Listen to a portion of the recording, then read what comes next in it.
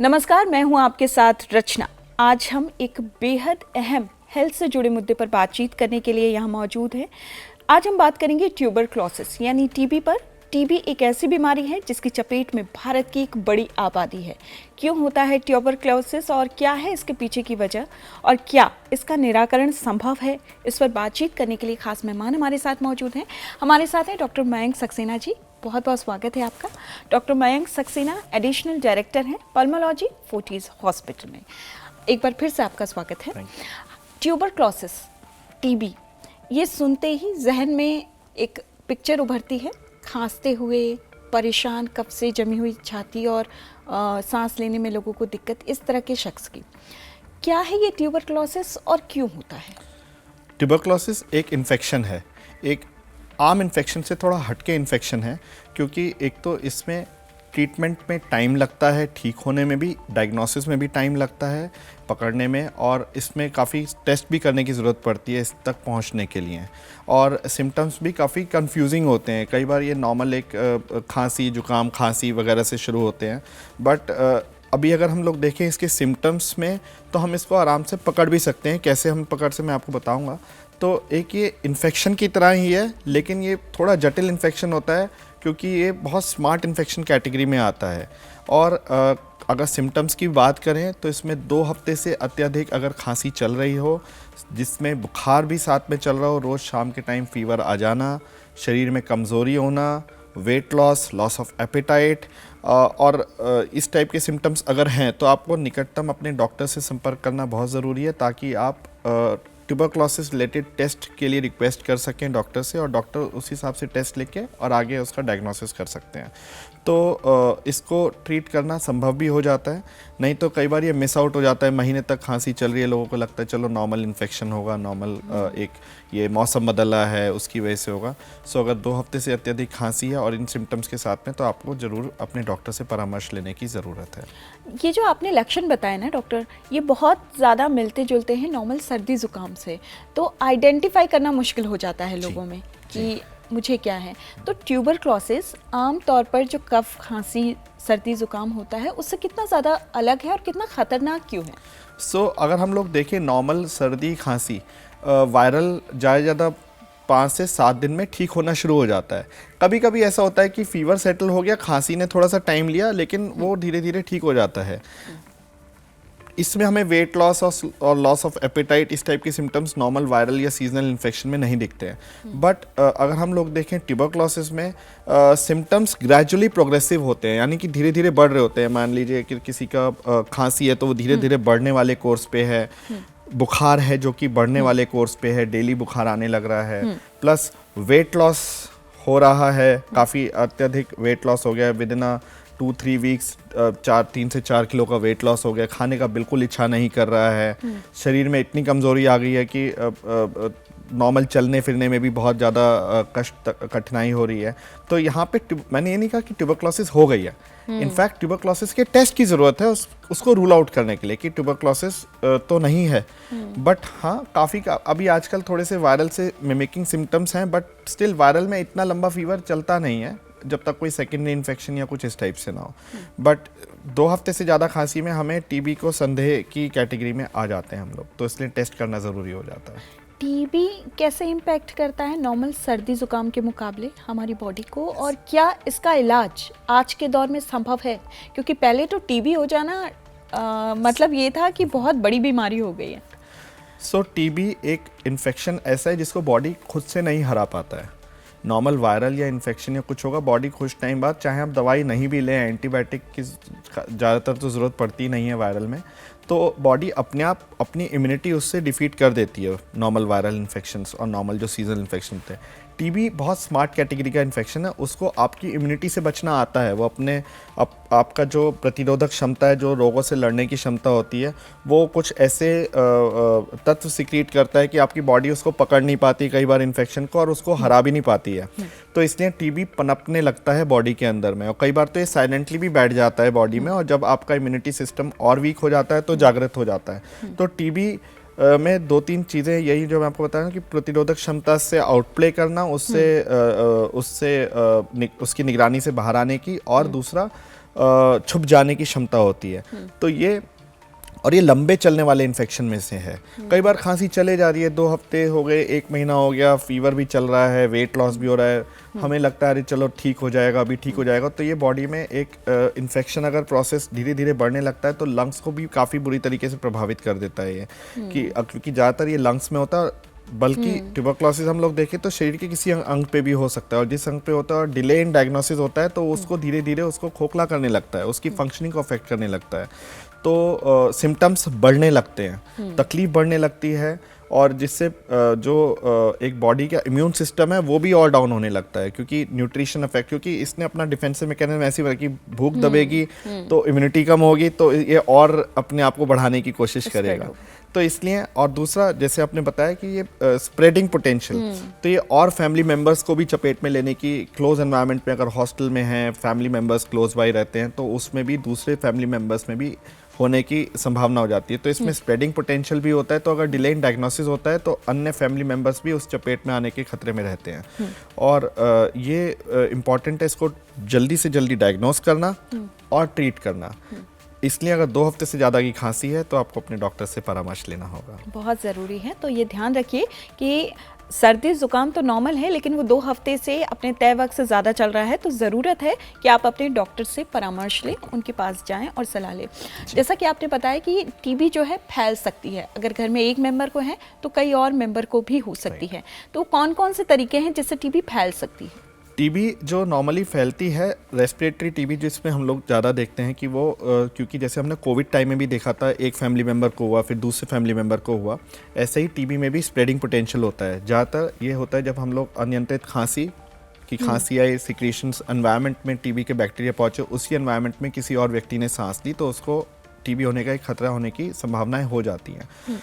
और दूसरा ये नॉर्मल कई बार रेस्पिरेटरी सिक्रीशंस, यानी नॉर्मल हमारी सांस की आवाजाही में भी ये स्प्रेड हो रहा होता है, निकल रहा होता है टीबी का बैक्टीरिया। तो अगर घर के वातावरण में बहुत ही क्लोज वेंटिलेशन नहीं है, अच्छा एनवायरनमेंट नहीं है, हवा क्रॉस नहीं होती है, सनलाइट नहीं आती है, तो उन घरों में ज़्यादा संभावनाएं होती हैं। ज़्यादातर हम लोग देखते हैं लोअर सोशियो इकोनॉमिक स्टेटा में जो लोग रहते हैं, जहाँ पे बिल्कुल कंजस्टेड घर होते हैं, वहाँ पे स्प्रेड होने का ज़्यादा पोटेंशियल होता है। तो कई बार तो 1-1, 2-2, 3-3 फैमिली मेम्बर्स भी हमारे पास ट्यूबरक्लोसिस की सिमिलर सिम्टम्स और सिमिलर डायग्नोसिस के साथ में आ जाते हैं। तो वहाँ पे चैलेंज उसको यही होता है कि ट्रीट करना। जब एक साथ 2-3 मेंबर इन्वॉल्व हो जाते हैं फैमिली में, तो सबको ध्यान रखने वाला कोई नहीं बचता है। तो इसलिए वो बहुत इंपॉर्टेंट है कि, और कई बार क्या होता है, एक पेशेंट को ट्रीट किया, कुछ महीने बाद दूसरा पेशेंट आ गया इस सेम ही फैमिली से, तो किसी भी फैमिली के लिए बहुत ही ज़्यादा स्ट्रगल हो जाता है कि एक पेशेंट का ट्रीटमेंट चल रहा है, फिर 2 पेशेंट का, फिर कभी कभी 3 पेशेंट का। तो इसलिए जल्दी से जल्दी डायग्नोस करना बहुत ज़रूरी होता है। ज़्यादातर तो ये खांसी और बलगम के उससे होता है। तो इसलिए खांसी अगर करते समय अगर हम लोग हाथ के स्पाम का उपयोग करें तो जो खांसी के कण हैं, जो अंदर से सिक्रेशंस होते हैं, वो स्प्रेड आउट एनवायरनमेंट में नहीं होंगे। या फिर एक रुमाल का उपयोग कर लें, कम से कम वो स्प्रेड आउट ना हो। दूसरा, अगर स्प्यूटम या बलगम या कुछ ऐसा आता है तो आप उसको ऐसा ही ना थूकें कहीं भी, या वॉश बेसिन में कई बार होता है कि वॉश बेसिन में थूका, उसको हमने पानी से साफ़ नहीं किया। ज़्यादातर जो रिकमेंडेड गाइडलाइंस हमारी बोलती हैं, कंटेनर में उसको रख लें और उसको फेंकाएं बंद करके। तो उससे भी कई बार हम लोग ट्यूबरक्लोसिस से बचने की काफ़ी हद तक ये कामयाब रहती हैं तरकीबें। लेकिन अगर अनडायग्नोस्ड फिर भी है तो फिर भी थोड़ा रिस्क तो रहता ही है इसमें। तो इसलिए diagnosis is very important and accordingly the treatment. Diagnosis के बाद ट्रीटमेंट चलेगा, और ट्रीटमेंट कितना लंबा हो सकता है? टीबी का ट्रीटमेंट लंबा होता है, क्योंकि टीबी का बैक्टीरिया एक बहुत रेजिस्टेंट वैरायटी का होता है। नॉर्मल ट्रीटमेंट, नॉर्मल एंटीबायोटिक हफ्ता 5-7 दिन चलती है, लेकिन इसकी ट्रीटमेंट ड्यूरेशन 6 to 8 मंथ्स का भी हो सकता है। और कई बार अगर रेजिस्टेंट ट्यूबरक्लोसिस आ जाता है तो 9 महीने से लेकर 18 महीने भी हो सकता है। और XDR टीबी तो 24 मंथ्स का भी हो सकता है। तो it is a long treatment.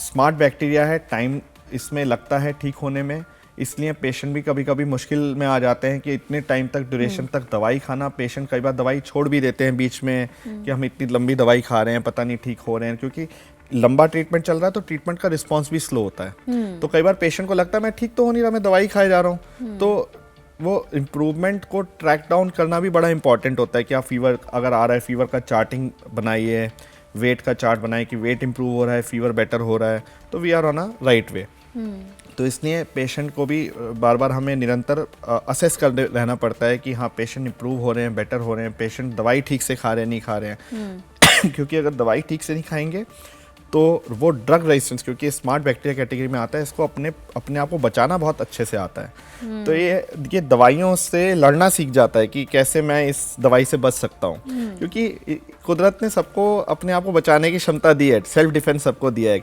तो ये भी एक जीवित वस्तु है, अगर हम लोग बैक्टीरिया देखें वो जीवित लिविंग थिंग है।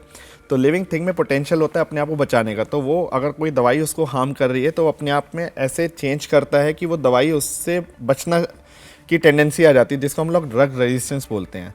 और अगर एक दवाई ठीक से नहीं खा रहे हैं, दवाई छोड़ रहे हैं या दवाई की डोजेज ठीक नहीं है तो MDR TB होने का खतरा हो जाता है, जिसको हम ड्रग रेजिस्टेंस TB बोलते हैं। अच्छा। तो वहाँ पे ड्यूरेशन और बढ़ती चली जाती है। तो इसलिए जहाँ पे हम सोचेंगे अरे मेरे पास कुछ पेशेंट ऐसे भी है जो दवाई से उकता, अगर उन्होंने जल्दी छोड़ दिया दवाई और फिर अंत में वो उनको MDR TB निकला और फिर लंबा और ट्रीटमेंट हो गया, तो जितना आप बचने की कोशिश करेंगे उतना और लंबा ट्रीटमेंट होता है। तो ये आसान ट्रीटमेंट होता है, इसे फुली ट्रीटेबल डिजीज। 6 मंथ्स का ट्रीटमेंट लिया और बिल्कुल आप ठीक हो गए। अगर जहां आपने ट्रीटमेंट में प्लस माइनस किया, डोज सेटल नहीं हो रही है, डोज कम डोज पे रखा, तो वहां पे ये दुखदाई बन जाता है, जिसको हम मुश्किल TB या रेजिस्टेंस ट्यूबरक्लोसिस बोलते हैं। ओके। क्या TB हेरिडेटरी भी होती है? TB हेरिडेटरी, इस पे काफ़ी रिसर्च हुई है। TB एज सच एक जनरेशन टू जनरेशन जाती नहीं है, बट हाँ इम्यूनिटी जो होती है वो जनरेशन टू जनरेशन ट्रांसफॉर्म होती है। सो कई बार इम्यूनिटी अगर वीकर साइड में किसी जनरेशन में कुछ इम्यूनिटी रिलेटेड डिजीजेज हैं, तो अगर वो इम्यूनिटी रिलेटेड डिजीजेज अगर फैमिली में चल रही हैं तो वहाँ पे इम्यूनिटी अगर अगली जनरेशन में कम हो गई तो TB होने की पोटेंशियल बढ़ जाती है basically.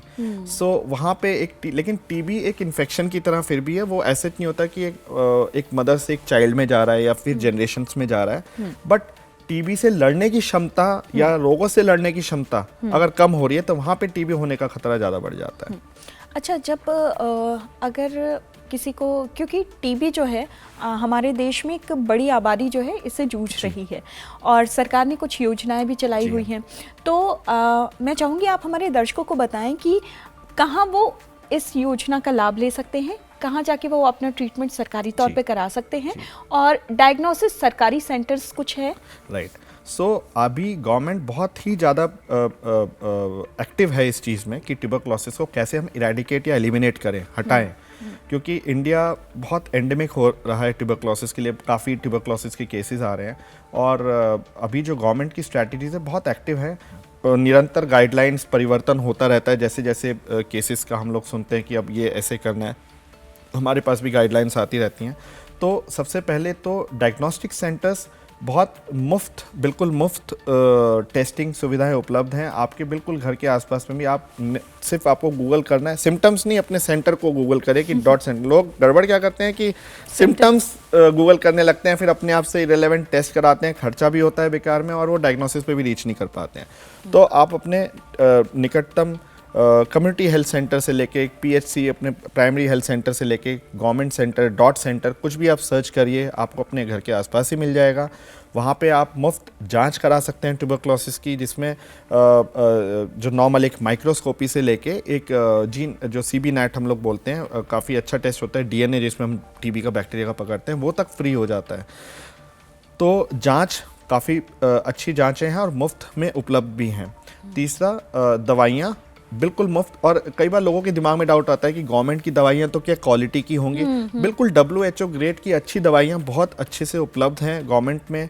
So there is no doubt about the quality of medication from the government side. बहुत अच्छी दवाइयाँ तो आप बिल्कुल आप लें, और बिल्कुल मुफ्त है दवाई, कोई कॉस्ट नहीं है उसमें। इनफैक्ट क्योंकि ट्यूबरक्लोसिस पेशेंट का न्यूट्रिशन का ध्यान रखना होता है, तो गवर्नमेंट ने इंसेंटिव स्कीम्स भी चला रखी है आज की डेट में, जिसमें पेशेंट्स को प्रति मंथ कुछ अमाउंट लाइक 500-800 रुपीज़ कुछ मंथ में आता भी है उनके पास में डायरेक्ट अकाउंट में। सो वो अपने डॉट सेंटर से आप संपर्क में रहें। बहुत सुविधाएं आज की डेट में गवर्नमेंट ने, हम यूटिलाइज़ नहीं करेंगे तो हम लोग बोलते हैं कि गवर्नमेंट ने कुछ प्लान नहीं है, लेकिन गवर्नमेंट के पास TB से लड़ने के काफ़ी अच्छे और कारगर प्लान हैं। और सिम्टम्स हैं तो आप बिना क्षण गवाए आप अपने निकटतम डॉट सेंटर में जाएं, टेस्ट कराएं और उसके हिसाब से आगे करें। अगर डॉट सेंटर नहीं भी मिल रहा है तो अपने पास के एक लोकल फिजिशियन जो है, क्वालिफाइड फिजिशियन के पास जाके टेस्ट करा के, और पॉजिटिव है उनको ही पता होता है, वही आपको बता देंगे कि कहाँ पे नियरेस्ट डॉट सेंटर है। अपना इलाज जाँच आप सब वहीं से करा सकते हैं। तो अगर 2 हफ्ते से ज़्यादा आपको सर्दी जुकाम है, खांसी लगातार आ रही है, कफ की शिकायत बनी हुई है, आपका वेट लॉस हो रहा है और खाना खाने का मन नहीं करता, तो बहुत ज़्यादा संभव है कि ये ट्यूबरक्लोसिस भी हो सकता है, उसके लक्षण भी हो सकते हैं।